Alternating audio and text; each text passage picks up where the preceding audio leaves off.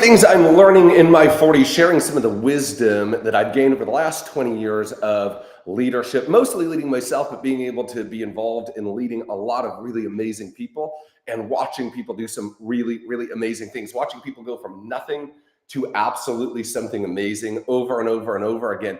And there's a lot of information today. We're not short of information, but we're short of tactful application of information. That's wisdom. Wisdom is applying the things you know from the past into the future, into the present, acting on knowledge to get the benefits that should come from that knowledge and that information, right? And we've got a lot of information, but we're very, very light on wisdom. And so that's the purpose of sharing this as I'm approaching my 42nd birthday. The last 18 months, I've learned more in the last 18 months than I probably learned in the last 18 years combined. And I want to share some of those lessons with you. And I was inspired to do this by a book called The Everyday Hero by Robin Sharma. And in that book, he's got a chapter, the 40 things he wished he'd known at 40. And so some of them were very, very inspirational to me. Some of them are truly my own. They're not involved in here, but I want to share it with you over the next coming weeks, 40 lessons that I'm learning in my 40s. I hope that you can take those lessons wherever you are. Maybe you're younger, maybe you're in a similar spot in life, maybe you're 20 or 30 years beyond that. We're always growing, we're always improving, we're always called to be who we're becoming. We're always called to be who we're becoming. I believe this is going to help you in that. So I want to share with you today one of the lessons that I'm learning in my 40s, that a genuinely rich life costs a lot less than you think. That a genuinely rich life costs a lot less than you think. And so what does this mean? What does this mean, that a genuinely rich life costs a lot less than you think? I think it means a number of things. I think that it means that the things that actually make life rich and rewarding don't always have a lot to do with money and wealth accumulation. Okay, and so this is a great truth, because it can be both. Here's what I know: money doesn't buy happiness any more than toasters drive you to work. Okay, money was not designed to buy you happiness. Money is a tool to transact. That's what it is. And so when we look for things to do something other than what the designer intended them to do, they're not always going to work very well at those things, right? So there's a truth there that money doesn't make you happy. Money was never supposed to make you happy. Money's goal, its calling, its purpose in your life is not happiness. It's the ability to transact and make demands on other people's skills and times without compelling them to do so, doing it voluntarily through that free exchange of money. And so that a genuinely rich life costs a lot less than you think has a lot to do with the fact that the most important things in life don't have a lot to do directly with money. Now, they can be affected negatively by a lack of money. That's true. You know, one of the things I hear people say a lot is that money's the root of all evil. Well, that's not scriptural. You're missing a couple of key words there. The love of money is the root of all evil. But I would actually, and this is from 1 Pruck 1:1. Okay, this is not in the scriptures. This is my own thinking. Okay, but a lack of money can also be a root of evil, right? People who are full from Thanksgiving dinner don't go and rob pizza places for a couple of extra 12-inch pies, right? Like, they're full. They don't need any more. Okay, and it's not that wealthy people don't do bad things or sometimes are very greedy. That's not what I'm saying. What I'm saying is the propensity to do things that are questionable out of trying to meet a need that is created by lack is really a commonplace thing, right? Hurting people hurt people, and people who are in bad positions do bad things to other people, trying to preserve themselves and out of a need to survive and self-preservation. So that's not what I'm saying either, right? But getting back to this truth that a genuinely rich life costs a lot less than you think.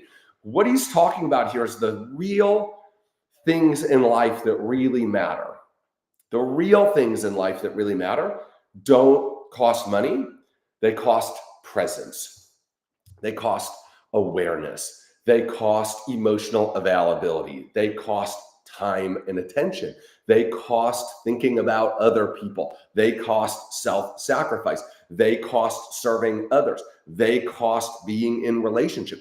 The real things of life, being rich in love from your family and your friends, and knowing that you are really truly known and really truly cared about and really truly understood and really truly cared for. That's very, very, money cannot put a price on that. That genuine connection that hopefully all of us are blessed enough at some point in our life to be a part of and to benefit from and to contribute to, that is something that is truly makes life rich and rewarding and worth living.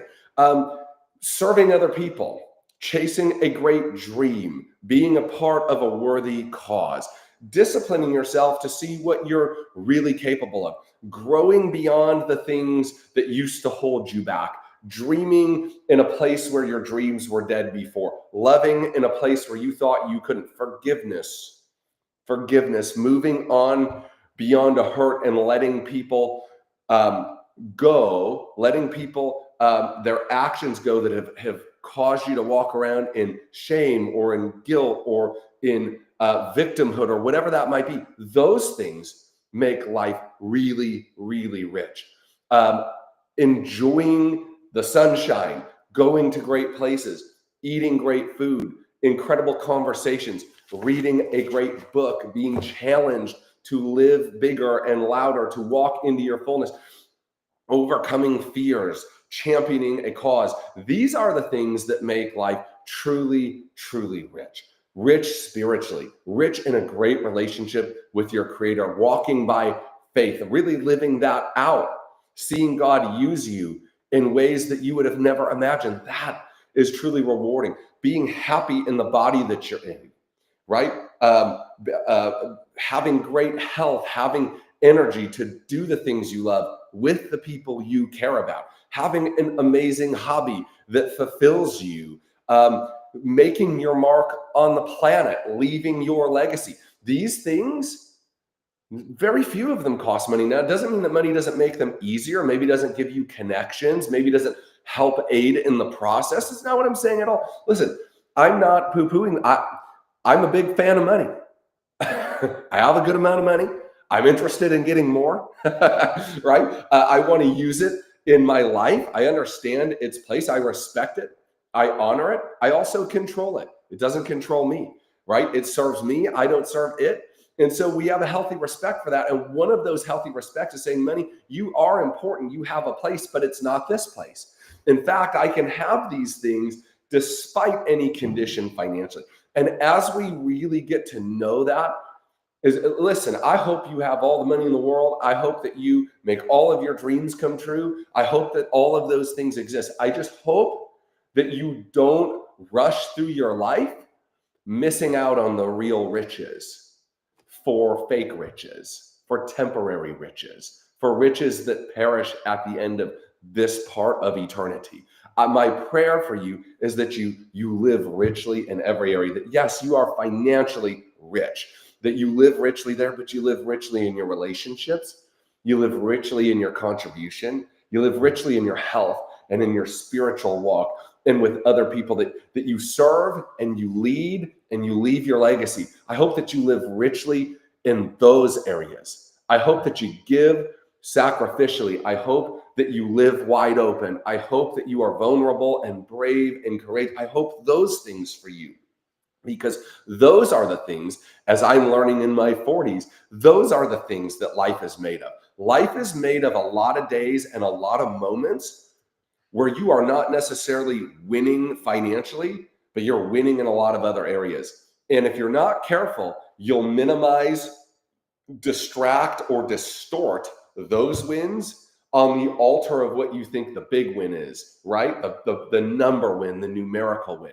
And life is far too short, and your calling far too great, and the people around us far too important to have that be the sole meaning and sole focus, the end all achievement of our lives, right? And when we can have that focus, man, listen, I think you can become even more wealthy and even more rich, because when you're really living a fulfilled life, you show up as your best self, and your best self is what the world pays for. You living wide open, you living in authenticity, you living in the place of your giftings, and you doing it not because of what you're going to get, but because of what you're able to give, how you're able to serve, the impact that you're able to make. When you work in that way, when you operate in that area, money's the byproduct, and you're going to have an overflow of it, my man.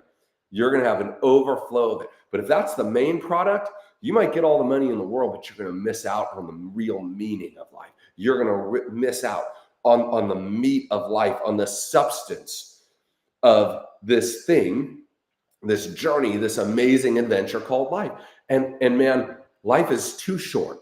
One of the big things I'm learning in my 40s is I'm understanding that likely the majority of the best years of my life, not the most achieving years, but the best quality years, health-wise and energy-wise.